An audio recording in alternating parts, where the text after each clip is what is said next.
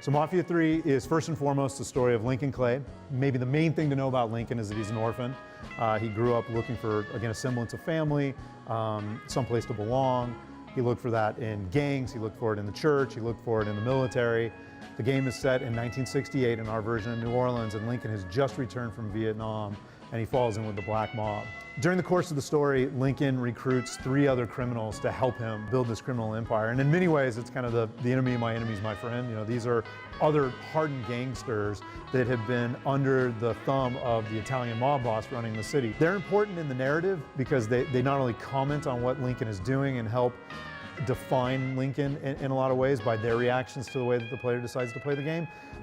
They also provide you with what we call services. So these can range from muscle to help you out on a mission, to snipers to provide covering fire, to a mobile store that can deliver weapons and ammo in the field, to the police, the ability to bribe the cops, right, and get the cops off your tail for a while. So that's one important component that they bring.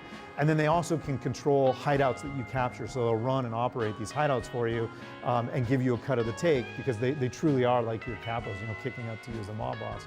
But the really interesting thing about that is every time you assign a hideout, it's a unique reward given to you by those lieutenants based on the lieutenant and the hideout. So if I were to give the cistern to Vito, I get one reward that I only get by giving the cistern to Vito.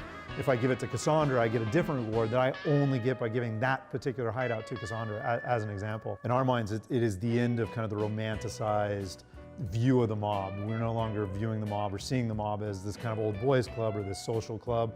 It really, by the late 60s, had been exposed as this criminal, organization that did, in some cases, incredibly heinous things. And a lot of that had to do with the influx of heroin and other things going on, which we do touch upon in the game as well. And then you also have, obviously, Vietnam, and then you have the civil rights movement going on as well. So all those things, kind of pointed us towards a protagonist like Lincoln, somebody who is mixed race.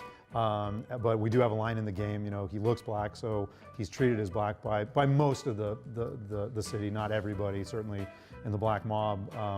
It's treated a little bit differently, but the rest of the city does look at him as black, and we don't shy away from that. I mean, we're not, trying to get on a soapbox or make any dramatic social commentary, but again, we want to be authentic to the time period, and that's, unfortunately, part of the time period is this, of the rampant racism in especially southern cities like this. And then the setting of New Orleans, for us, really came down to, okay, it's 1968.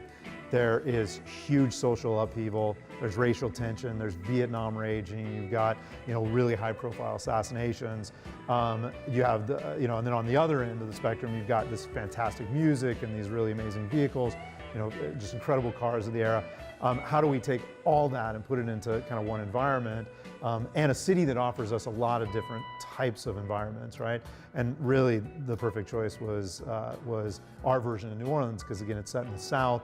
You've got a downtown area, but you also have, kind of the rich enclave, and you've got the lower class areas, and you've got a bayou area, and then you have this crush of music and cultures, and hopefully in the demo you saw as we were walking down our version of Bourbon Street, you can feel that vibe. It's a sexy city, which we like. It's it's a city that's alive at all hours of night, and we felt like putting a criminal ecosystem into that would really be exciting. So Mafia III will be coming in 2016 on Xbox One, PlayStation 4, and PC.